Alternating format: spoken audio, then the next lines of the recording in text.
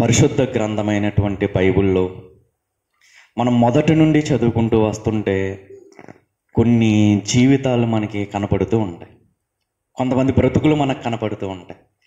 ప్రతి ఒక్కరి బ్రతుకుని కూడా దేవుడు ఎందుకు రాయించాడు అంటే, నేడున్నటువంటి మనకి కొన్ని పాఠాలను దేవుడు నేర్పడానికి, వాళ్ళని బట్టి కొన్ని ధైర్యపడేటటువంటి కొన్ని విషయాలను మనకు నేర్పడానికి దేవుడు ఏం చేశాడంటే, వాళ్ళ బ్రతుకులను, వాళ్ళ బ్రతుకుల్లో చోటు చేసుకున్నటువంటి కొన్ని సందర్భాలను, వాళ్ళ బ్రతుకుల్లో ఎదురైనటువంటి కొన్ని సంఘటనలను దేవుడు ఏం చేయించాడంటే బైబిల్ గ్రంథంలో రాయించడం జరిగింది.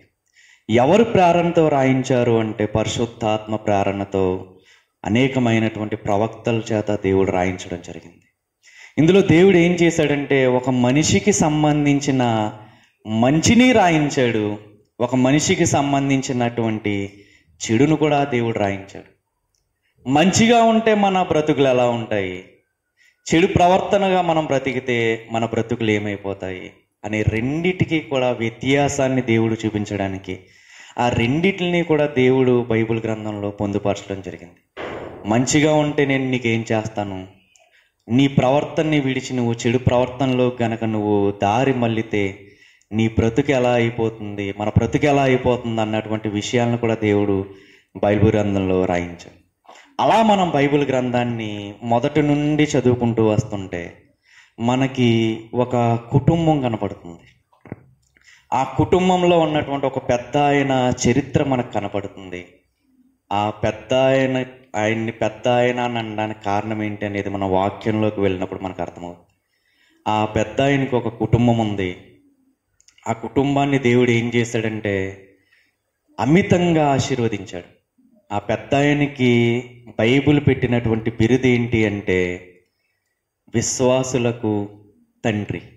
ఆయన పేరే అబ్రహాము గారు. అబ్రహాము గారిని దేవుడు ఎంతలా ఆశీర్వదించాడు అంటే, దేవా నాకు ఇది లేదు, నాకు ఇస్తావా అని మరలా అడగకుండా ఉండేటట్టుగా దేవుడు దీవించాడు. అంటే నాకు ఇది లేదు అని అనడానికి లేకుండా దేవుడు ఏం చేశాడంటే అబ్రహాము గారిని దీవించుకుంటూ వచ్చాడు. అబ్రహాము గారు విశ్వాసులకు తండ్రి అయితే అబ్రహాము గారి భార్య ఏమవుతుంది, విశ్వాసులకు తల్లి అవుతుంది. అయితే వీళ్ళ జీవితాన్ని మనం తట్టి చూస్తే వీళ్ళ జీవితంలో అన్నీ ఉన్నాయి, అన్ని ఆశీర్వాదాలు ఉన్నాయి. అదే టైంలో వీళ్ళ జీవితంలో కూడా ఒక బాధ కూడా ఉంది, ఒక అవమానం కూడా వాళ్ళని ఏలుబడి చేస్తూ ఉంది. ఏంటి అవమానము అంటే, వాళ్ళు ఎదురు చూస్తున్నటువంటి గర్భఫలాన్ని వాళ్ళు పొందుకోలేకపోతారు. ఇది ఆమెకి ఏం చేసిందంటే ఎంతో బాధని, ఎంతో వేదన్ని మిగిల్చుకుంటూ వచ్చింది. అన్నీ ఇచ్చాడు దేవుడు, కానీ అన్నీ ఇచ్చిన వాళ్ళకి ఏమి కరువైంది ఇప్పుడు? గర్భఫలం అనేటటువంటి ఆనందం ఏమైంది వాళ్ళకి? కరువైంది. నాకు తెలిసి నేను ఊహించినంతలో అక్కడ జరిగి ఉండొచ్చు. ఏం జరిగి ఉండొచ్చు అంటే, ఇప్పుడున్న లోకానుసారంగా మనం ఆలోచించుకుంటూ వెళ్తే ఆవిడ దేవుడు బాగా అమితంగా ఆశీర్వదించుకుంటూ వెళ్తున్నాడు కుటుంబాన్ని. వాళ్ళ చుట్టూ ఉన్న వాళ్ళు సంతోషిస్తూ ఉంటారు. అలాగే కొంతమంది అనుకుంటూ ఉంటారు, ఏమనుకుంటారంటే ఏమున్నా ఏం లాభం, తర్వాత అనుభవించడానికి ఎవరు లేరు, వారసత్వం లేదు కదా, ఎంతుండి ఏం లాభము అనేటటువంటి మాటలు కూడా ఆ తల్లి చెవిలో పడి ఉంటాయి. ఖచ్చితంగా పడి ఉంటాయా, పడి ఉండవా?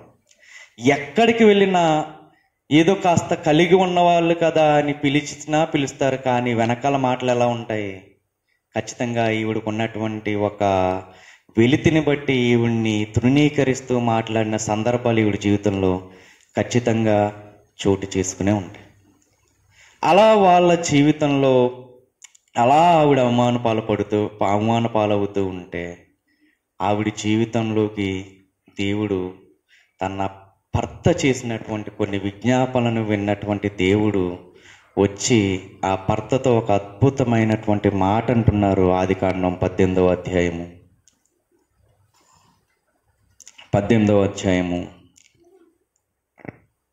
10వ వచనం. అందుకాయన మీదటికి ఈ కాలమున నీ యొద్దకు నిశ్చయముగా మరలా వచ్చేదను, అప్పుడు నీ భార్య అయిన శారాకు ఒక కుమారుడు కలుగునని చెప్పాను. చదువుదాం. శారా ఆయన వెనుక నుండిన గుడారపు ద్వారమందు వినుచుండెను. ఏదైతే దేవుడు వాగ్దానం చేస్తున్నాడో తన భర్తకి, ఆ వాగ్దానపు మాటలు ఎవరు వింటున్నారు? శారా వింటుంది. వెనక నుంచి తెలియకుండా వింటుంది అని అనుకుంది. కానీ ఏం జరిగిందో చూద్దాం. 11వ వచనం. అబ్రహామును శారాయును బహుకాలము గడిచిన వృద్ధులై ఉండిరి. స్త్రీ ధర్మము శారాకు నిలిచిపోయిన గనుక శారా, నేను బలము ఒడిగిన దాననైన తరువాత నాకు సుఖము కలుగునా, నా యజమానుడు వృద్ధుడై ఉన్నాడు కదా అని తనలో నవ్వుకొనెను. ఏమవుతుంది ఇక్కడ? దేవుడేమో నేను ఇస్తాను అని వాగ్దానం చేస్తున్నాడు. కాస్త విశ్వాసంలో బలహీనురాలుగా ఉన్నటువంటి భార్య ఏం చేస్తుంది? ఆ వాగ్దానాన్ని ఏం చేస్తుంది? నిజంగా దేవుడిస్తాడా అని ఒక చంచలమైనటువంటి మనస్తత్వంతో కనపడుతున్న భార్య ఇక్కడ మనకి ఎవరు కనపడుతున్నారు? శారా కనపడుతుంది. నవ్వుకుందంట. అసలు నా ఏజ్ ఎంత? ఈ ఏజ్లో నిజంగా నాకు పిల్లలు పుడతారా? నా స్త్రీ ధర్మం అనేది ఆగిపోయింది కదా. ఏంటి దేవుడు ఎలాంటి వాగ్దానం చేస్తున్నాడు? దీన్ని నా భర్త ఏంటి నమ్ముతున్నాడు? ఏంటి మన వయసును కూడా కన్సిడర్ చేసుకుంటలేదు, మన వయసును కూడా మనసులో పెట్టుకోకుండా ఎలా నమ్మేస్తున్నాడు దేవుడు మాట అని అనుకుని ఏమవుతుంది? ఈవిడి నవ్వుతుంది. ఎక్కడ నుంచి వింటుంది ఈవిడి? గుడారము వెనకాల నుంచి వింటుంది. కానీ ఎక్కడ నవ్వింది? వీళ్ళకి తెలియకుండా నేను నవ్వేను అని అనుకుంది. కానీ 13వ వచనం చూద్దాం ఒకసారి. అంతటా యెహోవా అబ్రహాముతో, వృద్ధురాలనైన నేను నిశ్చయముగా ప్రసవించేదనా అని శారా నవ్వనేలా. ఎక్కడ నవ్వింది ఈవిడి? వీళ్ళెవ్వరికి తెలియదు అనుకుని నవ్వింది. కానీ ఎవరు చూశారు? యెహోవా, తండ్రి అయినటువంటి దేవుడు చూశాడు. దేవుడు చూసి అబ్రహాంతో అన్నాడు, శారా ఏంటి నేనన్న మాటకి నమ్మకుండా నవ్వుతుందేంటి అని అడిగినప్పుడు మళ్ళీ గుర్తు చేస్తున్నాడు దేవుడు 14వ వచనంలో. యెహోవాకు అసాధ్యమైనది ఏదైనా ఉన్నదా? మీదటికి ఈ కాలమున నిర్ణయ కాలముందు నీ యొద్దకు తిరిగి వచ్చేదను. అప్పుడు శారాకు కుమారుడు కలుగుననెను. అప్పుడు శారా భయపడ్డదంట. అప్పుడు భయపడేమంటుంది? నేను నవ్వలేదని చెప్పగా ఆయన, అవును నీవు నవ్వితివి అని. ఏం జరుగుతుంది ఇక్కడ? దేవుడు అసాధ్యము అనుకున్నటువంటి కొన్ని పరిస్థితులు నేను చేస్తానని చెప్తున్నాడు, సుసాధ్యము చేస్తాను అని చెప్తున్నాడు. దేవుడు చెప్పాడు అంటే మనం ఏం చేయాలి? ఖచ్చితంగా గుడ్డిగా నమ్మేయాలి. ఇక్కడ ఈవిడ ఏం చేస్తుంది అంటే, కాస్త వయసు వచ్చినటువంటి కొంతమంది ఆడవాళ్ళల్లో కానీ మగవాళ్ళల్లో కానీ కొంత అతి తెలివి ఎక్కువ ఉంటుంది. ఎలాగంటే, ఎంతోమంది కాదని చెప్తుంటే దేవుడు అవునని చెప్తున్నాడు, నమ్మాలా ఇది అనిపిస్తుందా? అనిపించదా? మనకి చాలాసార్లు అనిపిస్తుంది. ఎన్నోసార్లు కాదు అని అన్నప్పుడు దేవుడు అవును అని చూపించిన సందర్భాలు మన జీవితంలో బోలెడు ఉన్నాయి. ఇక్కడ శారా జీవితంలో కూడా జరుగుతున్నది అదే. ఈవిడితో దేవుడు ఏమన్నాడంటే, నువ్వు ఖచ్చితంగా ఎవరిని కంటావు? ఒక కుమారుణ్ణి కంటావు. నువ్వు ఈ మాటని నమ్ము అని చెప్పు. ఈ వాగ్దానం చేసి టైంకి ఈవిడ అంత నమ్మకత్వం లేదు, కానీ తన భర్తకున్నటువంటి విశ్వాసాన్ని బట్టి ఈమె కూడా ఏమైంది? విశ్వాస వీర వనితగా చరిత్రలో నిలిచిపోయింది.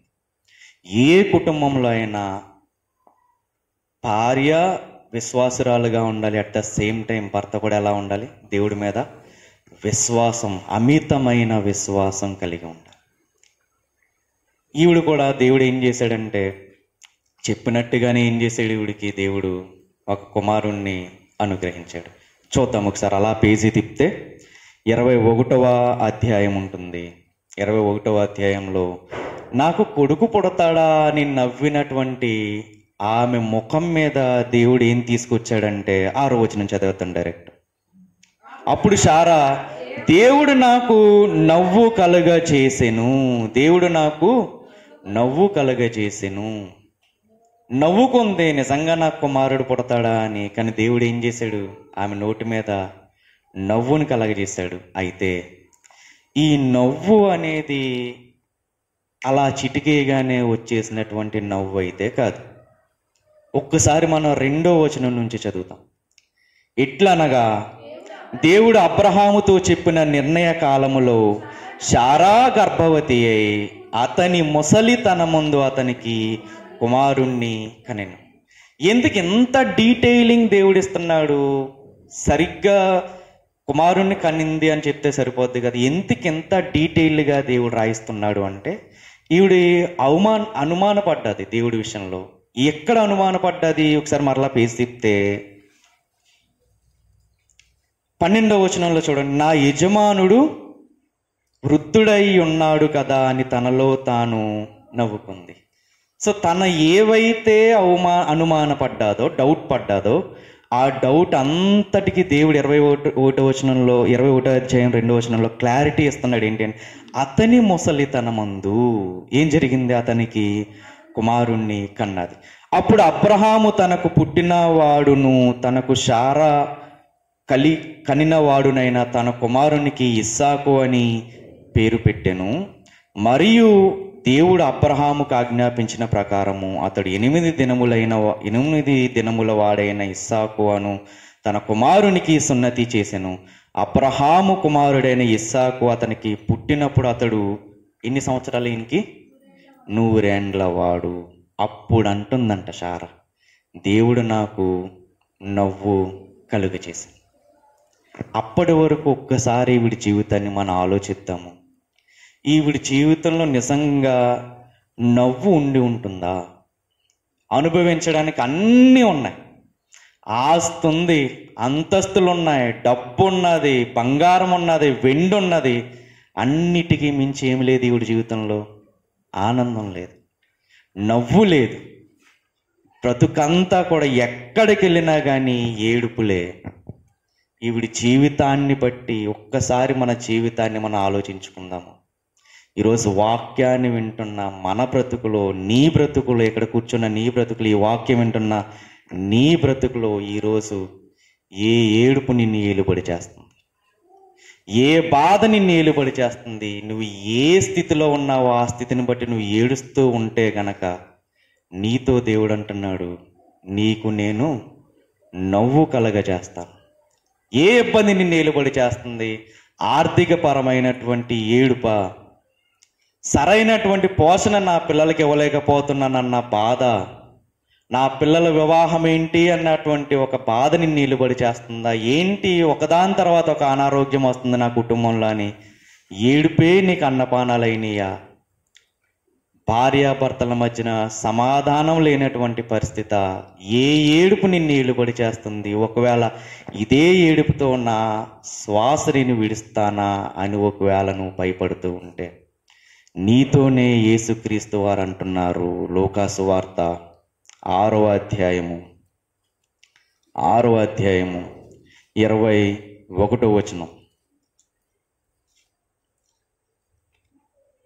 6వ అధ్యాయము 21వ వచనం. ఇప్పుడు ఆకలిగొంటున్న నువ్వు ధన్యురాలివి, మీరు తృప్తిపరచబడుదురు. ఇప్పుడు ఏడ్చుచున్న మీరు ధన్యులు, మీరు నవ్వుదురు. ఏ బాధతో నువ్వు ఈరోజు ఇక్కడ కూర్చుని ఉన్నావు? ఏ ఏడుపుతో నువ్వు ఇక్కడ కూర్చుని ఉన్నావు? ఏ ఆకలి బాధలు నిన్ను ఏలుబడి చేస్తున్నాయో నమ్ము. ఈ మాట దేవుడు అంటున్నాడు, నీ ఆకలి దప్పుల్ని తీర్చి నిన్ను నేనేం చేస్తాను? తృప్తిపరుస్తాను. ఈరోజు నువ్వు ఏడుస్తూ ఉన్నావేమో, నువ్వు ధన్యురాలివి. నువ్వేమవుతావు? నవ్వుతావు. ఈరోజు నువ్వు ఏడుస్తూ ఉండొచ్చేమో, ఈరోజు నీ జీవితంలో సంతోషం లేకపోవచ్చేమో, ఖచ్చితంగా నీ జీవితంలో నేనేమిస్తాను అంటున్నాడు దేవుడు, నవ్వుతో నీ జీవితాన్ని నింపుతాను. శారమ్మ గారి విషయంలో కూడా అదే జరిగింది. పిల్లలు లేరని ఆవిడ ఏడుస్తూ ఏడుస్తూ ఏడుస్తూ తన జీవితాలంతా గడిపింది. దేవుడు ఏం చేశాడు? ఆమె జీవితంలో, ఆమె ముఖంలో ఏమిచ్చాడు? నవ్వునిచ్చాడు. ఈరోజు నీ పిల్లల కోసం నువ్వు ఏడుస్తున్నావా? నీ పిల్లలకు సరైన తిండి పెట్టలేకపోతున్నాను నేను నువ్వు ఏడుస్తున్నావేమో, వాళ్ళ ఆకలి కేకలతోనే పడుకోబెడుతున్నానని నువ్వు బాధపడుతున్నావేమో. దేవుడు అంటున్నాడు, ఈరోజు నువ్వు ఆకలి గునుచున్నావేమో, నువ్వు ధన్యురాలివి, నిన్ను నేను తృప్తిపరుస్తాను. ఇప్పుడు నువ్వు ఏడుస్తున్నావేమో, కొన్ని సందర్భాలను బట్టి, కొన్ని అనారోగ్య పరిస్థితులు నీ కుటుంబంలో ఉండడాన్ని బట్టి నువ్వు ఏడుస్తున్నావేమో, నిన్ను నవ్వేటట్టుగా నేను చేస్తాను అని అంటున్నాడు. అయితే శారమ్మ గారి విషయంలో ఆమె గర్భం దాల్చడం అనేది, లేదా ఆమె ముఖం మీదకి నవ్వు రావడం అనేది ఎలా జరిగింది? అసలు ఆ సందర్భం ఆవిడ జీవితంలో ఎలా చోటు చేసుకుంది అని మనం జాగ్రత్తగా మనం ఆలోచించగలిగితే, ఆమె అంత లేటు వయసులో కూడా గర్భం దాల్చడానికి ఒక కారణం దేవుడు పరిశుద్ధ గ్రంథంలో రాయించాడు. ఏంటి ఆ కారణము? అదే క్రైస్తవ జీవితానికి ఒక ఆయువు పట్టు వంటిది. ప్రతి కార్యాన్ని మనం దేవుడి దగ్గర నుండి పొందుకోవడానికి ఒక ఆయుధం వంటిది. ఏంటి అంటే అది నిరీక్షణ, విశ్వాసం. ఖచ్చితంగా నా దేవుడు వాగ్దానం ఇచ్చాడు, ఆయన వాగ్దానం ఇచ్చాడంటే ఆయన నమ్మదగిన వాడు, ఆయన చెప్పాడంటే ఖచ్చితంగా చేసి తీరతాడు. ఇది ఆయన మీద మనం ఉంచవలసినటువంటి విశ్వాసం. మాట విన్నప్పుడు నమ్మలేకపోయిందేమో కానీ ఆ ప్రాసెస్లోకి దేవుడు తీసుకువెళ్తున్నప్పుడు ఆవిడలో ఏమి బలపడింది? విశ్వాసం అనేది బలపడింది. హెబ్రీ గ్రంథంలో ఉన్నటువంటి విశ్వాసుల లిస్టులోకి ఆమె చేర్చబడింది. హెబ్రీయులకు రాసిన పత్రిక 11వ అధ్యాయము, హెబ్రీయులకు రాసిన పత్రిక 11వ అధ్యాయము 1వ వచనం ఒకసారి చూద్దాము.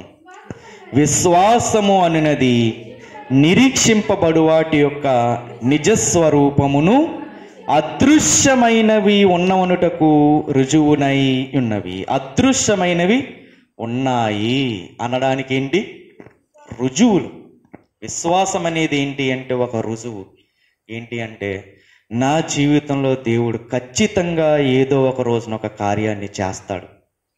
అది ఈ రోజు నాకు కనపడకపోవచ్చేమో కానీ ఖచ్చితంగా అది జరిగే రోజు అనేది దేవుడు నిర్ణయించాడు. దాన్నే ఇక్కడ మనకి శారమ్మ గారి విషయంలో దాన్ని ఏమన్నాడంటే దేవుడు నిర్ణయ కాలము అని రాయించాడు. ఒకసారి చూద్దాము. ఈ అధ్యాయాన్ని ఇలాగే పెట్టుకుని ఒకసారి ఆది కాండంలోకి వెళ్దాము. 21వ అధ్యాయము 2వ వచనం. ఎట్లనగా దేవుడు అబ్రహాముతో చెప్పిన నిర్ణయ కాలములో శారా గర్భవతి అయి అతని ముసలితనం ముందు అతనికి కుమారుణ్ణి కనెను. ఎప్పుడు నిర్ణయించాడు? దేవుడి దృష్టిలో ఒక నిర్ణయ కాలం ఉంది.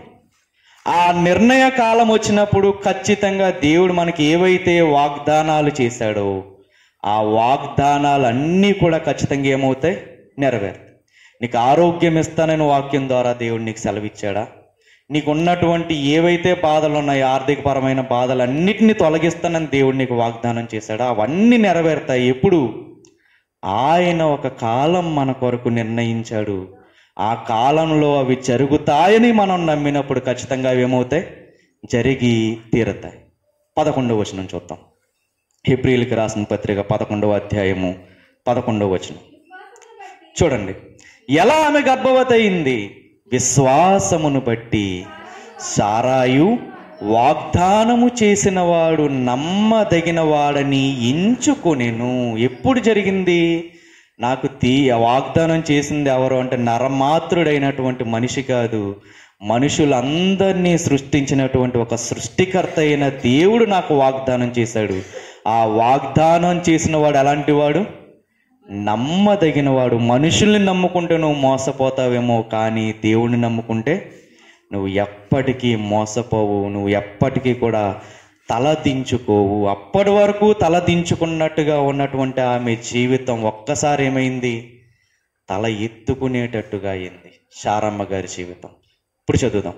వాగ్దానము చేసిన వాడు నమ్మదగిన వాడని ఎంచుకునేను గనుక. చూడండి, ఇక్కడ మనం ఈ మాటను జాగ్రత్తగా పట్టుకుందాము. తాను వయస్సు గతించినదైనను గర్భము ధరించెను అని రాయించవచ్చు కదా దేవుడు. ఏం రాయించాడు అక్కడ? గర్భము ధరించుకున్నటకు శక్తి పొందెను. గర్భము ధరించుకున్నటకు శక్తి ఎలా పొందింది? ఎలా పొందింది అంటే యేసుక్రీస్తు వారు చెప్పిన మాటే. యాలయనగా మనుష్యుడు రొట్టె వలన మాత్రము కాదు కానీ దేవుని నోట నుండి వచ్చు ప్రతి మాట వలన జీవించు. ఆమె గర్భం ఆ వయసులో కూడా గర్భము పొందడానికి శక్తిని ఎలా పొందుకుంది అంటే, దేవుడు నీ చేత కార్యాలు చేయించాలని సంకల్పం కలిగి ఉండాలి, కానీ ఆయనకి దేంతో పని లేదు, వయసుతో పని లేదు. నువ్వు దేవుడి కొరకు నిలబడాలనే సంకల్పం నీలో ఉండాలే కానీ నీకు వయసుతో ఏమాత్రము సంబంధం లేదు. నీ వయస్సు సహకరించలేనటువంటి సమయంలో కూడా దేవుడు నువ్వు పని చేయాలన్న ఆసక్తి నీలో ఉంటే ఆయన ఏమిస్తాడు, నీకు శక్తినిస్తాడు. చాలామంది ముసలోళ్ళు చెప్పే కొన్ని సాక్ష్యాలు ఉంటాయి. అసలు నిన్న రాత్రి వచ్చిన నీరసానికి నాకు అసలు లెగుస్తానో లేదో అనుకున్నాను, నా దేవుడిని దగ్గర నేను ప్రార్థించాను, దేవా రేపు నేను నీ మందిరంలో ఉండాలి, నాకు శక్తినివ్వా అని ప్రార్థించాను. పొద్దున్నే లేచేసరికి వాళ్ళు చెప్తున్నప్పుడు నాకు అనిపిస్తూ ఉంటుంది, అసలు రాత్రి లేవలేనటువంటి పరిస్థితుల్లో ఉన్న ఆమెకి పొద్దున్నే మందిరానికి రాగలిగినటువంటి శక్తి ఎలా వచ్చింది? ఏ వ్యక్తి అయినా దీవించబడాలి అంటే, దేవుడి దగ్గర నుంచి ఒక శక్తిని పొందుకోవాలంటే ప్రతి ఒక్కరిలోనూ ఉండవలసింది ఏంటి అంటే, మొట్టమొదట ఆసక్తి ఉండాలి, ఇంట్రెస్ట్. ఖచ్చితంగా నేను ఈ పని చేయాలి. అది చదువుకునే వాళ్ళైనా, ఈరోజు నువ్వు ఏ సందర్భంలో ఉన్నా, నాకు పెద్ద ఇంగ్లీష్ రాదు, నేను ఉద్యోగాన్ని ఏమీ సాధించలేకపోతున్నానని నువ్వు బాధపడవలసిన అవసరమే లేదు. ఎందుకంటే వయస్సు కాని వయసులో ఎవరికి గర్భాన్ని ఇచ్చారు దేవుడు? శారా గారికి గర్భాన్ని ఇచ్చారు. ఈరోజు నా వల్ల ఏమీ కాదని నువ్వు నిరుత్సాహపడవలసినటువంటి అవసరం లేదు. నీలో ఆసక్తి గనక ఉంటే, నీలో కసి గనక ఉంటే శక్తి ఆటోమేటిక్గా ఎవరిస్తారు? దేవుడే ఇస్తాడు. ఫస్ట్ మనలో ఉండవలసింది ఏంటి అంటే, సాధించాలనేటటువంటి కసి, పట్టుదల, ఆసక్తి గనక ఉంటే ఖచ్చితంగా దేవుడు ఏం చేస్తాడంటే, నువ్వు సాధించడానికి ఏమిస్తాడు? శక్తినిస్తాడు.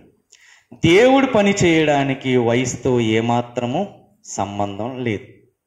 నువ్వు దేవుడి కార్యక్రమం నీ ఎదురుగుండా ఉన్నప్పుడు, దేవుని కార్యక్రమం జరుగుతుందని నీకు తెలిసినప్పుడు నువ్వు చేయవలసినటువంటి మొట్టమొదటి పని ఏంటి అంటే, అక్కడ దేవుడి కార్యక్రమం జరుగుతుంది, నా వంతుగా నేను ఏం చేయగలను, దేవుడు నాకు ఇచ్చిన శక్తి కొలది నేను ఏం చేయగలను అనేటటువంటి ఆసక్తి నీలో ఉండాలి. కానీ దేవుడు నీ చేత ఏం చేస్తాడు? ఎన్నో అద్భుతాలు, ఎన్నో పనులు నీ ద్వారా చేయించడానికి దేవుడు శక్తి కలిగినటువంటి వాడు. ఆనాడు ఆవిడ గర్భం ధరించడానికి శక్తిని ఎలా పొందింది అంటే, దేవుడి మీద ఆమెకున్నటువంటి ఆసక్తి ఆమెకి ఏమిచ్చింది? శక్తినిచ్చింది. ఆ ఆసక్తి గనక మనకి ఉంటే ఖచ్చితంగా దేవుడు ఏం చేస్తాడు? మనం ఏదైతే దేవుడి దగ్గర నుండి ఆశిస్తున్నామో వాటన్నిటినీ పొందుకోవడానికి దేవుడు ఏం చేస్తాడంటే, కృపని మనకు అనుగ్రహిస్తాడు. మనలో ఉండవలసింది ఏంటి అంటే, నా దేవుడి పనిని నేను ఏం చేయకూడదు? నిర్లక్ష్యము చేయకూడదు. నా దేవుని పనికి నేను ఏం చేయగలను, నా వంతుగా నేనేం చేయగలను, నా మందిర పరిచర్య విషయంలో నేనేం చేయగలను, నాకెంత ఇచ్చిన దేవుడికి నేను తిరిగి ఆయనకి ఎలా కృతజ్ఞతాస్తుతులు చెల్లించుకోగలను. మన పాట ఉంటుంది ఏంటంటే, వేలాది నదులంతా విస్తార తైలము నీకిచ్చిన చాలునా. అసలు ఆయన చేసినటువంటి ఉపకారాల ముందు మనం ఏమిచ్చి ఆయనకి మనం రుణం తీర్చుకోగలం? మనము చేయగలిగింది ఏంటి అంటే, ఆయన పనికి నా వంతుగా నేను నా కష్టాన్ని ఎలా దేవుడికి ఖర్చు చేయగలుగుతున్నాను. నాకు ఈ టాలెంట్ ఉంది, ఈ టాలెంట్ని నేను దేవుడికి ఏ విధంగా ఖర్చు చేయాలి? ఈ టాలెంట్ నాకు ఎవరిచ్చారు? దేవుడే ఇచ్చాడు. మరలా నేను ఎవరికి ఉపయోగించాలి? దేవుడికి ఉపయోగించాలి. ఇక్కడ ఈవిడ కూడా ఏం చేస్తుందంటే, నాకు వాగ్దానం ఇచ్చినటువంటి వాడు ఎవరు? నమ్మదగినవాడు. నేను ఖచ్చితంగా నువ్వు తల ఎత్తుకునేటట్టుగా చేస్తానని దేవుడు నాకు వాగ్దానం ఇచ్చాడు. వాగ్దానం ఇచ్చాడు అంటే దేవుడు ఏం చేస్తాడు? ఖచ్చితంగా చేసి తీరుతాడు. మన జీవితంలో కూడా ఈ 2024 సంవత్సరంలో మొదటి వారంలో లేదా మొదటి ఆదివారంలో లేదా మొదటి రోజున దేవుడు మనతో కొన్ని విషయాలు వాక్యం ద్వారా మాట్లాడినవి, మన హృదయాల్ని పట్టుకున్నటువంటి కొన్ని వాగ్దానాలు మనకుంటాయి. ఖచ్చితంగా అవి దేవుడు ఏం చేస్తాడు, మన జీవితంలో నెరవేరుస్తాడు అనేటటువంటి దృఢమైనటువంటి నమ్మకం గనక మనం కలిగి ఉంటే ఖచ్చితంగా దేవుడు ఏం చేస్తాడు, మన జీవితంలో కూడా కార్యాలని చేసుకుంటూ వెళ్తాడు. దేవుడు గనక వాడుకోవాలి ఒక వ్యక్తిని అని అనుకుంటే ఆయనకి దేంతో సంబంధం లేదు, వయస్సుతో సంబంధము లేదు. కొన్ని ఈ మధ్యన మీరు చూస్తున్నారో లేదో, ఒక ముసలావిడి పాటలు పాడి బాగా ఫేమస్ అయింది. ఆ వయసులో ఆవిడికి అంత స్వరం ఎలా వచ్చింది? నిజంగా ఆ వయసులో అలా పాడుతుందంటే అసలు మనలాంటి వాళ్ళం మనం ఏమవ్వాలి? ఆవిడని చూసి సిగ్గు తెచ్చుకోవాలి. నిజంగా ఆ వయసులో ఏంటి ఆవిడ అంత గాత్రం వేసుకుని పాడగలుగుతుంది?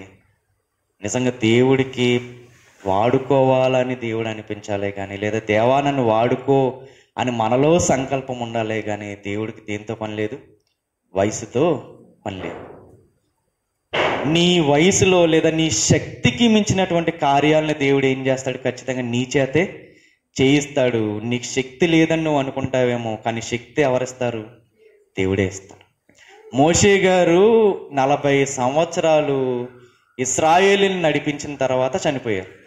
40 సంవత్సరాలు ఇశ్రాయేలుతో అంతలా ఏగాడు అంటే, నిజం చెప్పండి, అంతలా 40 సంవత్సరాలు నడిచాడు అంటే ఆయన వయసు, ఆయన శక్తి ఏమైపోయి ఉంటుంది? కోల్పోతేనే కదా చనిపోతారు. ఎవరన్నా ఎప్పుడు చనిపోతారు? అన్ని సంవత్సరాలు నడిచాడు, వాళ్ళందరినీ అన్ని సంవత్సరాలు కాసారు, వాళ్ళందరినీ అరణ్యంలో నడిపించాడు. ఆయన చనిపోయే టయానికి ఆయన శక్తి ఏమై ఉంటుంది? కోల్పోయి ఉంటాడు అని మనం అనుకుంటాం. ఒకసారి చూద్దాం ఆయన చనిపోయే టయానికి ఎలా ఉన్నాడు. ద్వితీయోపదేశ కాండము ఆఖరి అధ్యాయము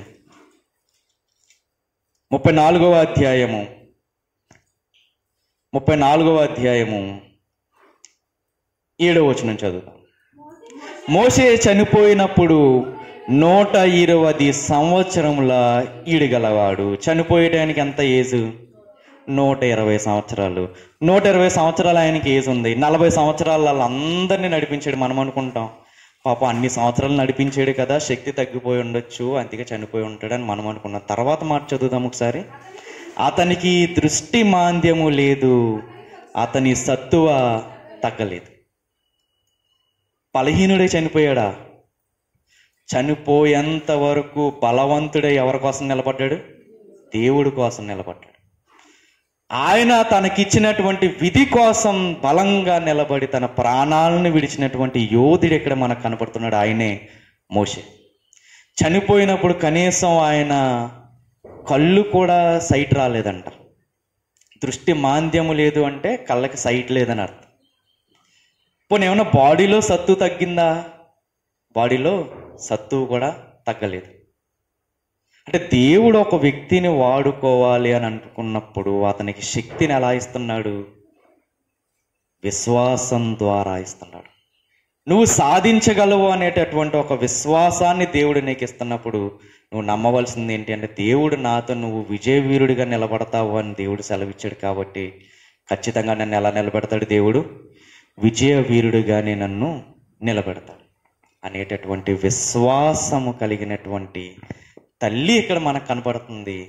దేవుడు ఇస్తాడు, నువ్వు నమ్ము అని విశ్వాసంలో ఉజ్జీవింపచేసిన ఒక తండ్రి మనకి ఇక్కడ కనపడుతున్నాడు. ఒక భార్య విశ్వాసంలో కొంచెం కుంటిపడుతుంటే ఎవరు సరి చేస్తున్నారు? భర్త సరి చేస్తున్నాడు. భర్త సరిచేసి ఏం చేస్తున్నాడంటే, దేవుడు మనకు వాగ్దానాన్ని ఇచ్చాడు, నువ్వు దీన్ని ఏం చేస్తావంటే నమ్ము. నువ్వు నమ్ముతూ ఉంటే గనక దేవుడు మన జీవితంలో ఖచ్చితంగా ఏం చేస్తాడంటే కార్యాన్ని చేస్తాడు. ఇది వాళ్ళ విశ్వాస జీవితంలో జరిగినటువంటి ఒక ఘట్టమైతే, అదంతా అయింది. మరలా వద్దాం ఆదికాండం దగ్గరికి. 21వ అధ్యాయము, ఆదికాండం 21వ అధ్యాయము 8వ వచనం చూద్దాం. ఆ పిల్లవాడు పెరిగి పాలు విడిచెను. ఇస్సాకు పాలు విడిచిన దినమందు అబ్రహాము గొప్ప విందు చేసెను. సరిపోతుంది. ఏమైందంటే కుమారుడు పుట్టాడు. ఇశ్రాయేలీల లెక్క ప్రకారం ఏంటి అంటే పిల్లలు పాలు విడిచే టైం ఎంత అంటే వాళ్ళ ఏజ్ ప్రకారం 2 నుంచి 3 సంవత్సరాలు. ఆ టైంలో అంటే అబ్బాయికి ఒక 3 సంవత్సరాలు వచ్చేసరికి అబ్రహాము గారు ఏం చేస్తున్నారు, వాళ్ళందరినీ పిలిచి ఏం చేస్తున్నాడు, గొప్ప విందు చేస్తున్నాడు. అంటే ఒక ఆనందాన్ని వ్యక్తపరుస్తూ ఉంటే అలా మనం అధ్యాయం మార్చేసరికి అబ్రహాము గారి ముందు ఒక ఎటూ తేల్చుకోలేనటువంటి ఒక బాధ ఆయన ముందు కనపడుతుంది. ఏంటి ఆ బాధ అంటే చూద్దాం. 22వ అధ్యాయము 1వ వచనం. ఆ సంగతులు జరిగిన తరువాత దేవుడు అబ్రహామును పరిశోధించను. ఎలా పరిశోధించాడు? ఎట్లనగా ఆయన అబ్రహామా అని పిలువగా అతడు చిత్తం ప్రభువా నేను. అప్పుడు ఆయన నీకు ఒక్కడై ఉన్న నీ కుమారుణ్ణి అనగా నీవు ప్రేమించు ఇస్సాకును తీసుకుని మోరియా దేశమునకు వెళ్ళి అక్కడ నేను నీతో చెప్పబోవు పర్వతములలో ఒక దాని మీద దహన బలిగా అతనిని అర్పించు అని చెప్పాను. ఏం జరుగుతుంది ఇక్కడ? కుమారులు లేరని బాధపడ్డారు. సంతానాన్ని దేవుడిచ్చాడు. సంతానం ఇచ్చినందుకు ఆయన గొప్ప విందు చేయించాడు. ఆనందం తర్వాత వెంటనే ఆయన ముందుకు ఒక పరీక్ష వచ్చింది. ఏంటా పరీక్ష? నీకు ఒక్కడే ఉన్నటువంటి నీ కుమారుణ్ణి ఏం చేస్తావు? నాకు బలిగా నువ్వేం చేయాలి? అర్పించు. ఆయన ముందు దేవుడు పెట్టినటువంటి ఒక పరీక్ష ఏంటి అంటే నీకు ఒక్కడే ఉన్న నీ కుమారుణ్ణి నా కోసం నువ్వేం చేయాలి? అర్పించు, బలి ఇవ్వి అని అంటున్నప్పుడు మారు మాట్లాడకుండా బయలుదేరాడు. తెల్లవారినప్పుడు బయలుదేరి తనతో పాటు 2 పని వాళ్ళను కూడా అతనితో వెంట పెట్టుకుని మోరియా పర్వతం వైపు బయలుదేరుకుంటూ వెళ్తున్నారు. వెళ్తున్నప్పుడు 4వ వచనం. 3వ నాడు అబ్రహాము కనులెత్తి దూరం నుండి ఆ చోటు చూసి తన పనివారితో మీరు గాడిదతో ఇక్కడే ఉండుడి, నేనును ఈ చిన్నవాడును అక్కడికి వెళ్ళి దేవునికి మ్రొక్కి మరలా మీ వద్దకు వచ్చేదమని చెప్పి దహన బలికి కట్టెలు తీసుకుని తన కుమారుడికి ఇస్సాకు మీద పెట్టి తన చేతితో నిప్పును కత్తిని పట్టుకుని పోయిన వారిద్దరూ కూడి వెళ్ళుచుండగా అప్పుడు ఇస్సాకు తన తండ్రితో అడుగుతున్నాడు, నా తండ్రి అని పిలిచెను. అందుకతడు, ఏమి నా కుమారుడా నేను. అప్పుడు అతడు, నిప్పును కట్టెలను ఉన్నవి గాని దహన బలికి గొర్రెపిల్ల ఏది అని అడుగగా అబ్రహాము, నా కుమారుడా, దేవుడే దహన బలికి గొర్రెపిల్లను చూచుకునని చెప్పాను. ఇక్కడ జరుగుతున్న సందర్భం ఏంటి అంటే ఎవరిని బలి అవ్వడానికి తీసుకెళ్తున్నారు అబ్రహాము గారు? ఇస్సాకును, తన సొంత కుమారుని, ఒక్కడై ఉన్నటువంటి కుమారుణ్ణి బలి అవ్వడానికి తీసుకువెళ్తాం. ఈ సందర్భం జరిగే టైంకి ఇంచుమించుగా ఇస్సాకు యొక్క వయసు ఎంత అంటారు అంటే 12 నుంచి 13 సంవత్సరాల వయసు ఉన్నటువంటి బిడ్డగా ఇక్కడ మనకు కనపడుతున్నాడు. దీనికి ఆధారం ఏంటి అంటే ఇక్కడ ఒక చోట చిన్నవాడ అని ఉంటుంది. 5వ వచనంలో తన పనివారితో మీరు ఆ గాడిదతో ఇక్కడనే ఉండి నేనును ఈ చిన్నవాడును. ఈయన వయసు ఎంత ఉంటుందంటే ఇస్సాకు వయసు ఈ టైంకి 12 నుంచి 13 సంవత్సరాల వయసు కాలం. ఈ 12 నుంచి 13 వయసు ఉన్నటువంటి ఈ పిల్లవాడిని, ఈ చిన్నవాడిని, ఈ ఇస్సాకుని తండ్రి ఎక్కడికి తీసుకువెళ్తున్నాడు?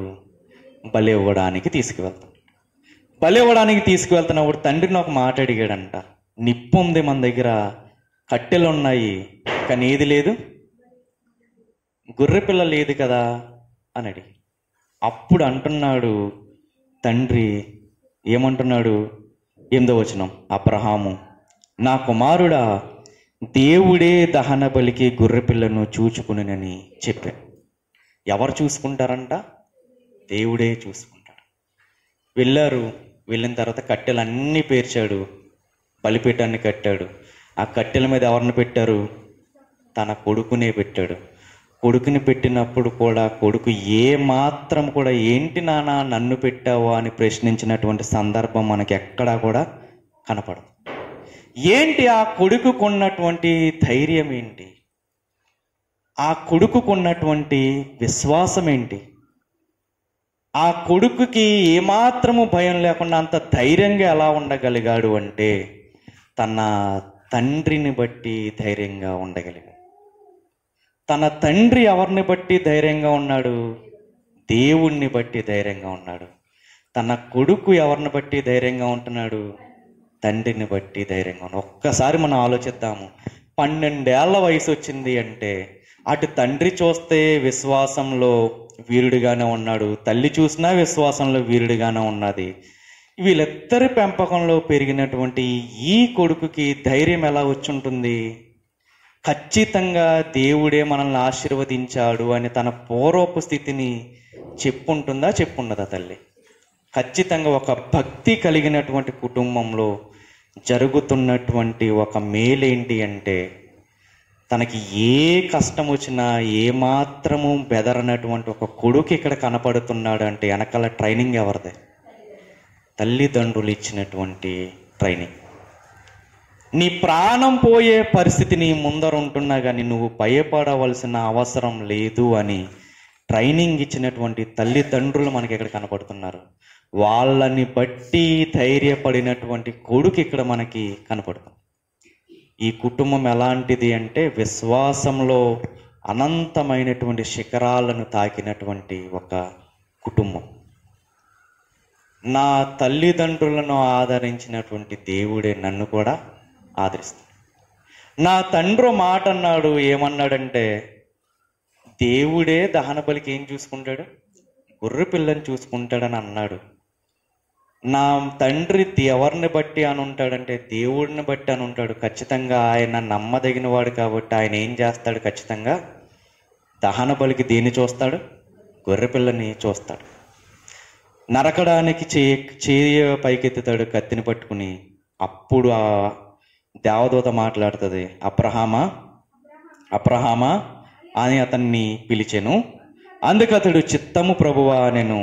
అప్పుడు ఆయన, ఆ చిన్నవాని మీద చేయి వేయొద్దు, అతని నేనేమీ చేయకుము, నీకు ఒక్కడై ఉన్న నీ కుమారుణ్ణి నాకియ్య వినితీయలేదు గనుక నీవు దేవునికి భయపడువాడవని ఇందువల్ల నాకు కనపడుచున్నదనెను. అప్పుడు అబ్రహాము కనులెత్తి చూడగా పొదలో కొమ్ములు తగులుకొని ఉన్న ఒక పొట్టేలు వెనుక తట్టున కనపడెను. అబ్రహాము వెళ్ళి ఆ పొట్టేలును పట్టుకుని తన కుమారునికి మారుగా పెట్టి దహన బలిగా అర్పించాను.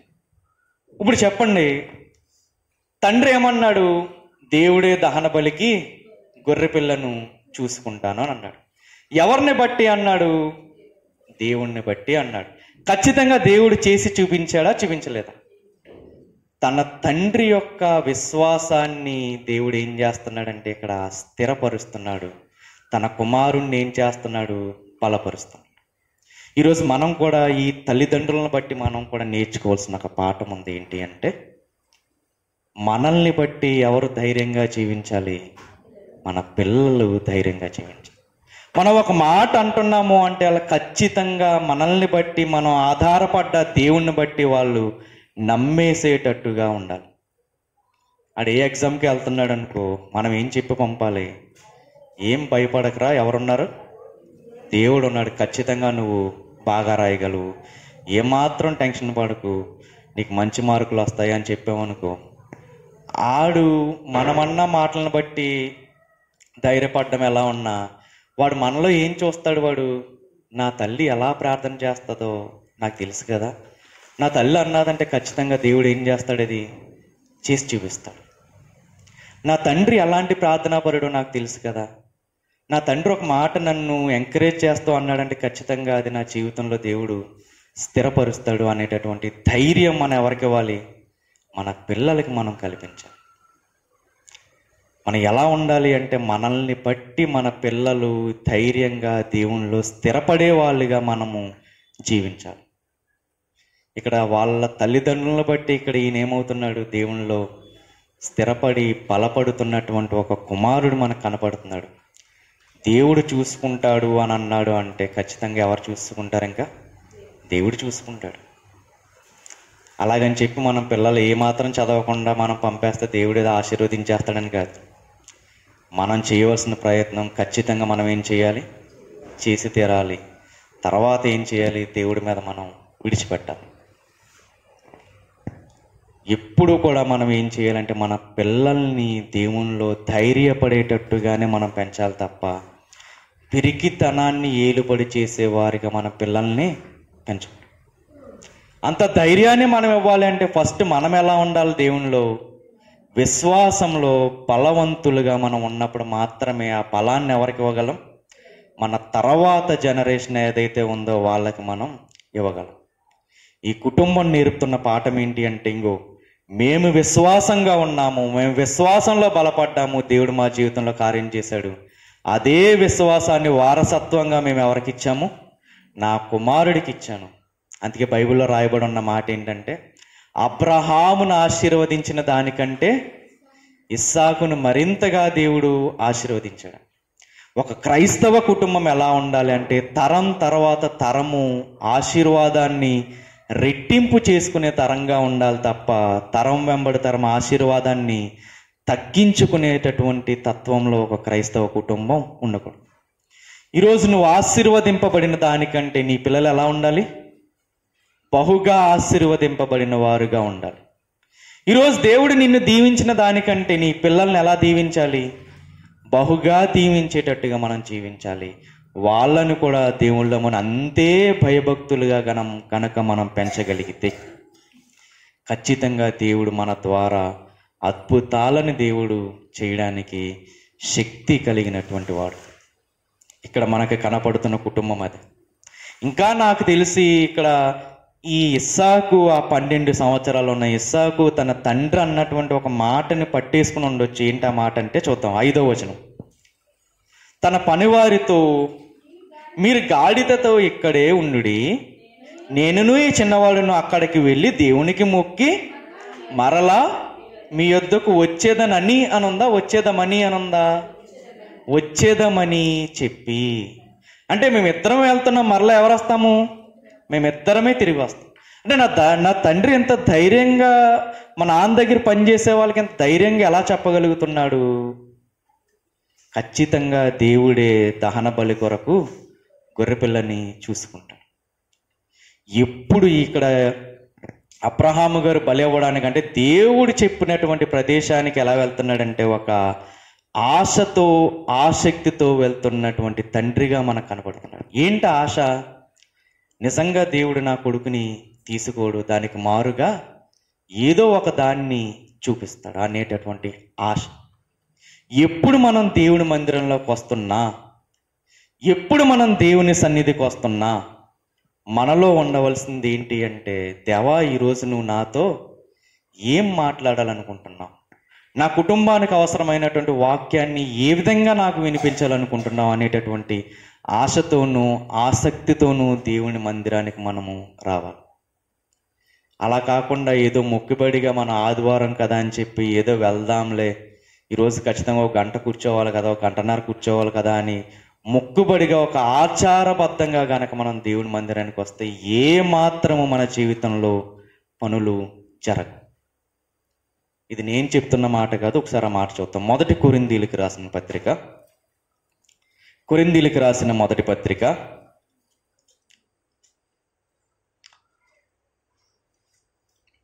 9వ అధ్యాయము 10వ వచనం. కేవలము మన కొరకు దీనిని చెప్పుచున్నాడా? అవును, మన కొరకే కదా ఈ మాట వ్రాయబడిను. ఎలయనగా చూడండి, దున్నువాడు ఎలా దున్నాలంట? ఆశతో దున్నాలి. కళ్ళము త్రొక్కించేవాడు పంటలో పాలు పొందునను ఆశతో త్రొక్కింపవలను. ఎలా చేయాలి పని? ఖచ్చితంగా నేను దీని నుంచి పొందుకోవాలి అనేటటువంటి ఆశ మనకు ఉండాలి. ఆశతో గనక మనం పని చేస్తే ఏమవుతుంది అంటున్నాడు దేవుడు? పొందుకుంటాము అని చెప్తున్నాడు. దేవుని మందిరానికి మనం వచ్చినప్పుడు ఎప్పుడు కూడా గుండెల నిండా ఆశ నింపుకుని రావాలి. ఏంటి ఆశ? దేవా ఈరోజు నువ్వు నాతో ఏం మాట్లాడాలనుకుంటున్నావు? ఈరోజు నా కుటుంబ పరిస్థితి ఎలా ఉంది? నిన్న రాత్రి నా కుటుంబంలో ఈ పరిస్థితులు చోటు చేసుకున్నాయి, ఈ వారంలో నా కుటుంబంలో ఈ పరిస్థితులు చోటు చేసుకున్నాయి, ఈ అనారోగ్యం అనే పరిస్థితులు చోటు చేసుకున్నాయి. దీనికి సంబంధించి నువ్వు నాతో ఏం మాట్లాడాలనుకుంటున్నావు? దీని నుంచి నన్ను ఎలా బయట పాడేయాలనుకుంటున్నావు అనేటటువంటి ఆశ నింపుకొని మనము దేవుని మందిరానికి రావాలి. అందుకే దేవుడు ఏమంటాడంటే, ఆశ గల ప్రాణాన్ని తృప్తిపరుస్తాడు. మనకి ఏ ఆశ లేకుండా వస్తుంటే మన ప్రాణానికి తృప్తి ఉంటుంది. దేవుడు ఏమంటున్నాడు? ఆశ గల ప్రాణాన్నే తృప్తిపరుస్తాను. మనం ఏమాత్రము కసి లేకుండా, ఏమాత్రం ఆకలి లేకుండా, ఏమాత్రం ఆశ లేకుండా దేవుని మందిరానికి వస్తే దేవుడు ఆశ లేనటువంటి ప్రాణాన్ని తృప్తిపరుస్తానంటున్నాడా, ఆశగల ప్రాణాన్ని తృప్తిపరుస్తానంటున్నాడా? ఆశగల ప్రాణాన్ని తృప్తిపరుస్తాను. ఆసక్తితో గనక నువ్వు ఏ కార్యాన్ని చేసినా దానిలో నేను నీకేం అనుగ్రహిస్తానంటున్నాడు? విజయాన్ని అనుగ్రహిస్తాను అని అంటాడు. ఎప్పుడు దేవుని మందిరానికి వచ్చినా మనం రావాల్సింది ఎలాగంటే ఆశతో దేవునికి మందిరానికి రావాలి తప్ప ఏదో ఆచారబద్ధంగా మనం దేవుని మందిరానికి రావడం వల్ల ఏమాత్రము కూడా మనకి ఉపయోగం లేదు. ఆమేన్.